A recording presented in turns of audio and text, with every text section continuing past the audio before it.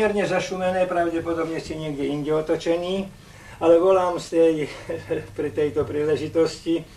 Mám tu na kolegu z radioklubu, robí určitú dokumentáciu okolo našeho radioklubu a našich staníc a práve to sníma. No a pre tú zvukovú časť som zavolal, aby sa mi niekto ozval. Buď tak dobrý pár slov. OM3 Adam Xaver, OM3 Maria Helena. Zdravíte, milé, áno, berem na vedomie všetko, čo je. No, snáď si spomnite trošku aj na umene, čo ako boli za ľudským umenom. Ja aj neviem, predstavte odkedy, ale už veľmi dávno ťa poznám ako amatéra, ale presne, aby som povedal roky, nie, ale začínal som v 51. roku Perici a v 53. už keď som sa dostal do podnímania, čo je to amatérstvo, už som počul, že existuješ. Neviem, kedy ty si prišiel do steny, to tak mi to ušlo, a teraz už odíšu, lebo sa to rozsypalo, ale začiatky sú veľmi ďaleké. No viem, že o tejto záležitosti, čo si chceli aj humenskí amatéri rozprávať, ale mne sa to tak ďaleko prešlo a myslím, že som jeden z prvých, ktorý bol predsa umené, nebudem brať v hlavu, kedy ty si prišiel, lebo za teba nemôžem rozprávať, ktorý začal s amatérstvom, s radiotechnikou vôbec ako amatér vysielač. Viem, že vy ste už pre nás boli starší, niečím ako Jano Ondružov, to Mária, keby to keby to už neviem. Áno, kvejo. Ste boli akýsi učiteľmi. Toľko z pohľadu z mojej dúfam, že ti viacej prišlo na um ako mne. OM3 Maria Helena, to Mária 3 Adam Xaver. Áno, výborne, Štefan. OM3 Adam Xaver, OM3 Maria Helena ti odpovedá. Všetko v poriadku, všetko prijaté. No pokiaľ ide o tie detaily, o tých snad pohovoríme neskoršie. On teraz má videokameru spustenú. No ale len tak krátkosti, ja som začal už po 50. roku i hneď. No to ešte humenné neexistovalo, akorát QO, Jano Ondruš, ten existoval. No a potom postupne. A ty si bol veľmi mladý, ja si na teba pamätám, jak si pracoval v rádiopravodni. Štefan, toľko zatiaľ. Ďakujem ti pekne a myslím, že to bude stačiť. Že toto bude stačiť, ďakujem ti za spojenie a potom si po prípade neskôr ešte pohovoríme. OM3 Adam Xaver, OM3 Maria Helena, maj sa dobre, 73. Áno, som si vedomý toho, že všetko to zoznam, respektíve to nedá, no preto, aby medzi nami ako nevysiela reč, aby videl, ako čo to vypadá. A opravdu, ja si tieto veci už nepamätám dosť na tom, že ja si od toho roku tam idem a viem, že vy ste už boli pre nás niečo. No Ondruž tu prišiel zo svitu. Ja som už predtým síce bol zapísaný v klube, ja mám o tom legitimáciu, ale to materstvo nebolo na také úrovni. Proste na nás ma čakali na Ondruža ako na vykúpenia si na takého, ktorý tu príde a donesie nám na nejakú správu, ako to materstvo vypadá. Ale neviem, prečo ty si sa dosel do Sniny a Janu do Umeného, ale ty zrejme si sa tam priženil. Lebo ja som od tebe už počul ako o hotovom amatérovi, toľko viem. Miloško, srdečný pozdrav, veľmi krásny. Bude od dnes zdraví, máš dobrú náladu a je vidieť aj v tebe, že je proste taký dobrý elán. Takže žičím ti všetko naj a do počutia. OM3 Maria Helena, to Maria 3 Adam Xaver, 7-3. Áno, výborne, ešte na finále toľko. Je to tak, ako hovoríš, okolo tých starých radiomatérov. Ondruž prišiel zo Svitu, ja som prišiel z Bratislavy. Ja som Bratislavčan a moja XYL je zo Sniny. A bytová kríza nás vyhnala z Bratislavy. 70. na budúce viac. Maj sa dobre, OM3 AX, OM3 Maria Helena. Plný koniec, ahoj. 7-3, ahoj. Takže pán Hrebeň, mohli by ste nám ako priblížiť, ako Snínsky radioklub K3KDX tedajší vznikal a niečo okolo toho, lebo vy ste boli ako im zakladateľom. No tak mohli by ste nám nejaké tie spomienky svoje povedať. No, história radioklubu K3KDX je pomerne složitá. Konalo sa to veľmi, veľmi dávno, v rokoch 52-53. Kedy som začal niečo v tomto smere podnikať. Začínalo to tým, že som si zvolal mladých ľudí do školskej miestnosti v Národnom podniku Výhorlad. Tam som sa s nimi povyprával, čo mám na mysli, čo reku povedia na to starší ľudia, starší nejakí technici, ktorí taktiež okolo elektrotechniky a radiotechniky pracovali. No túto moju myšlienku veľmi schvaľovali a na základe tohoto sme sa začali schádzať. Schádzali sme sa najprv v Národnom podniku Výhorlad v rôznych učebniach, potom neskôr, ako som už nadviazal spoluprácu so Svezarmom, sme si založili radioklub. No ale to bol taký radioklub, že to bola pivničná miestnosť na sídlisku v objekte T13. Pivničné miestnosti, tam sme sa schádzali pravidelne každý druhý, každý tretí deň. No a čím sme začínali, o čom sme hovorili? No hlavne ľudí zaujímala radiotechnika. Oni chceli vedieť, čo to je rádio, ako to pracuje, ako sa to k nám dostáva. No a potom tam tí najskúsenejší, tam tí najzbehlejší, tí už pomaly začali mať záujem aj o radioamatérstvo ako také, o rádiové vysielanie. No a sme začali robiť nácvik telegrafie, obsluhu nejakých vysielačov.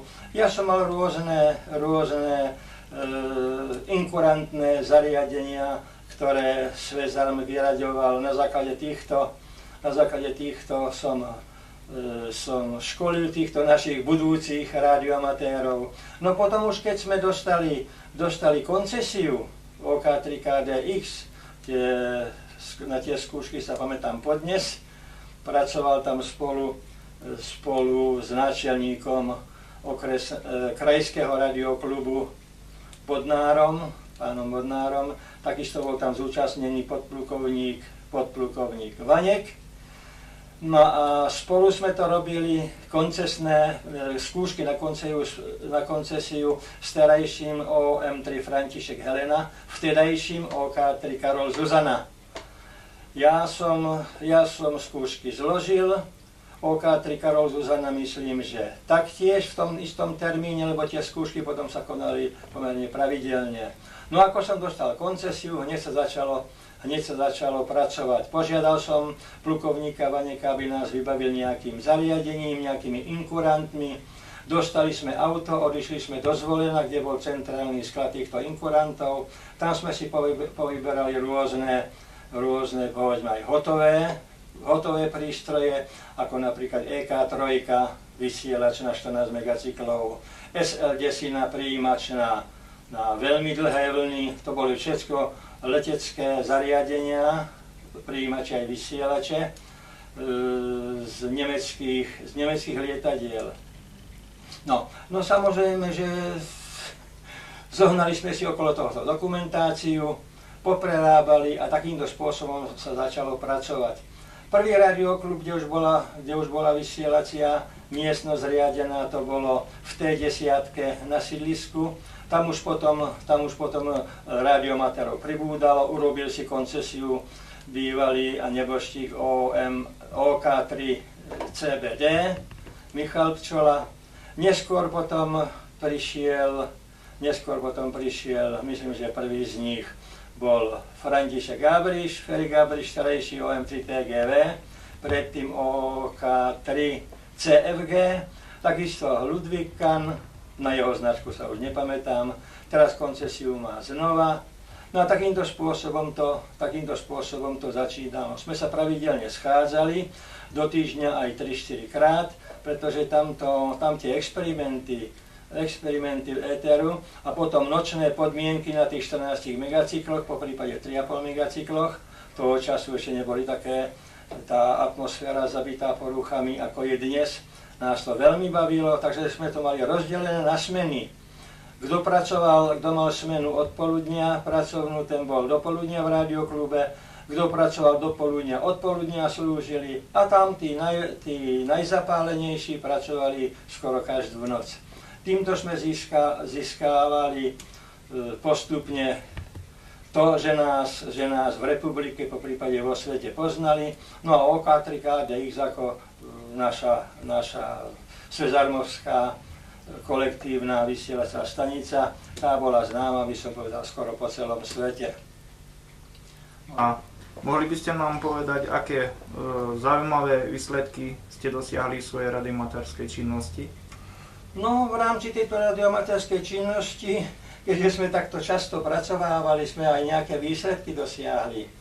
Napríklad my ako východoslovenskí radioamatéri sme boli vyzývaní jak ústredným, tak centrálnym radioklubom. Sme boli vyzývaní na ten účel, akože ešte nemáme spojenie na veľmi krátkych vlnách so Sovietským zväzom. No a toho času samozrejme to bolo vyhľadávané, to bol unikát, mať spojenie, ešte spojenie neexistovalo. Tak samozrejme, že sme sa pokúšali my o to a pokúšali sa aj ostatné kolektívne stanice, ako napríklad Prešovská, OK3 Karol František, takisto Košické stanice na čele s bývalým OK3 Cyril Adam Jozef sa o to pokúšali. No my sme sa takisto pokúšali o to, dokonca sme urobili takú expedíciu na Sirkaň, bolo to vo februári, my sme totiž nechceli prepásť to obdobie, na ktoré nás vyzývalo ústredný a centrálny radioklub.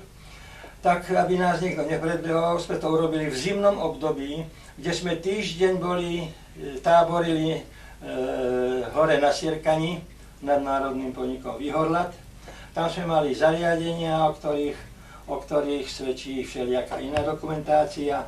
No a podariť sa to nepodarilo. Robili sme viacej takýchto experimentov, že sme na kopce vychádzali a nedarilo sa nám to. Pravdepodobne to bolo tým, že stanice zo Sovietskeho zväzu neboli tak vybavené, ako my sme boli technickými zariadeniami. No až potom po dohovorení z UB5 dvojvé Maria z Lvova sme sa dohovorili, že my to spojenie musíme urobiť. Urobili sme to na základe jeho návštevy u nás a každý deň sme sa o to večerom v noci pokúšali a podarilo sa nám to urobiť 13.3.1960 so stanicou UB5 2VM, obojstranné spojenie, bolo to OM3MH a UB5 2VM, o čom svedčí tento QSL lístočok, ktorý som potom odoslal aj na ústredný radioklub, kde v spolupráci s OK1VR, to bol redaktor rubriky VKV Amatérskeho rádia, no on potom tieto naše rekordy zverejňoval. No to je rekord, pokiaľ ide o Sovietsky zväz. No a potom samozrejme sme sa pokúšali dostať čo najďalej. V rámci polných dní sme budovali špičkové zariadenia, ktoré toho času bolo možné zostrojiť, ktoré boli prístupné. Až nakoniec dňa 4.7.65 pri 58. roku, pri príležitosti polného dňa, sa nám podarilo ako slepej kure zrno urobiť spojenie so stanicou GC2 FZC ako Gustav Cyril 2, František Zuzana Cyril, Channel Island. Je to malý ostrovček na mape ako máčik a náhodou sa nám toto spojenie podarilo urobiť. No a stalo sa to tým, ako neskôr odborníci rozoberali toto naše prvé spojenie s Anglickým ostrovom, pretože to budilo záujem, to bolo prvé spojenie v strednej Európe toho času. Tak odborníci, ktorí sa s tým zaoberali, usúdili, že bol vytvorený nejaký zvláštny vlnovod, ktorý bol otvorený nad našim prostredím, odkiaľ sme vysielali, a zase nad tým ostrovčekom medzi Angliou a Franciou. No, takže takýmto spôsobom sme urobili ďalší rekord. No a pokiaľ by išlo o ďalšie rekordy, tie už nie sú také aktuálne, pretože viacej radioamatérov sa už pokúšalo o rôzne rekordy. Napríklad boli vyzývaní amatéri, radioamatéri, ktorým sa podarí urobiť spojenie cez oceán. A tento náš rekord iba vtedy stratí na tomto na cene, pokiaľ by sa toto spojenie podarilo. To sa samozrejme neskôr podarilo a takýmto spôsobom sme pokračovali ďalej. No a také podobné rekordy, rekordy už boli v tom, že tie zariadenia sme si museli vlastnoručne na kolene urobiť. Tie vzácne súčiastky, hlavne vysielacieho charakteru, tie sme si museli pozháňať, to, čo samozrejme nekúpi v každom obchode, radiotechnickom alebo ktoromkoľvek. Tie súčiastky sme si museli pozháňať, porobili zariadenia a skutočne Snínský radioklub a Snínskí amatéri vynikali, poznala ich celá republika, boli známi v celej republike a sú známi v celej republike dodnes a takisto aj v celom svete. Boli prípady také, že som pracoval, pred rokmi, som pracoval za dobrých podmienok, napríklad na frekvencii 14 megacyklov, kde som zavolal stanicu, ktorá sa mi veľmi pozdávala, či to už bolo zo západu, z Ameriky alebo z Austrálie. Spojenie sme nadviazali a hneď pri prvej odpovedi dostávam pozdravujem ťa Miloš, dobrý deň zo Sniny a tak ďalej. To znamená, podľa toho sme usudzovali, že naša značka OK3 KDX, po prípade OK3 Maria Helena, moja súkromná stanica, že sme boli takýmto spôsobom známi po celom svete. Keďže vaša generácia nemala podmienky na radioamatérstvo ružové, že si musela prakticky všetko vyrábať a vymýšľať na kolene, tak čo by ste odkázali pre tých mladších, ktorí majú dneska tie iné možnosti? Tak čo doporučiť mladej generácii, mladým ľuďom, ktorí majú záujem, po prípade čiastočný záujem o radiotechniku a o rádiové vysielanie, môžem doporučiť iba toľko, aby sa viac zaoberali aby riešili technické problémy, aby obstarala si technickú literatúru, viac sa zameriavať na technickú literatúru, pretože ono není umenie kúpiť si zariadenie profesionálne, hotové zariadenie si kúpiť a pracovať. Hovorím, radioamatér v minulosti bol iba ten, ktorý si to zariadenie dokázal urobiť na kolene, čo samozrejme vyžadovalo čiastočnú námahu. A toto doporučujem aj mladým, aby sa viacej venovali technike ako samotnému vysielaniu.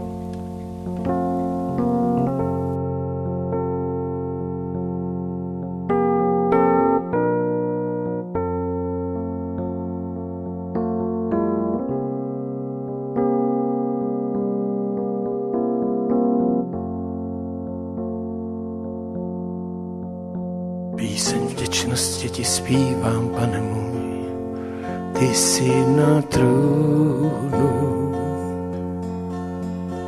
Píseň vděčnosti ti zpívám, Pane můj, Boží beránku. Píseň vděčnosti ti zpívám, Pane můj, ty jsi na trůnu. Píseň vděčnosti ti zpívám, Pane můj, Boží beránku. Píseň vděčnosti ti zpívám, Pane můj, za tvůj kříž. Píseň vděčnosti ti zpívám, Pane můj, za tvou krev. Píseň vděčnosti ti zpívám, Pane můj, Pane můj, Boží beránku. Píseň vděčnosti ti zpívám, Pane můj, za tvůj kříž. Píseň vděčnosti ti zpívám, Pane můj, za tvou tvou krev. Píseň vděčnosti ti zpívám, Pane můj, Pane můj, Boží beránku.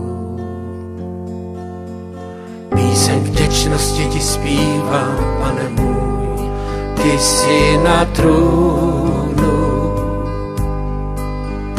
Píseň vděčnosti ti zpívám, Pane můj, Boží beránku.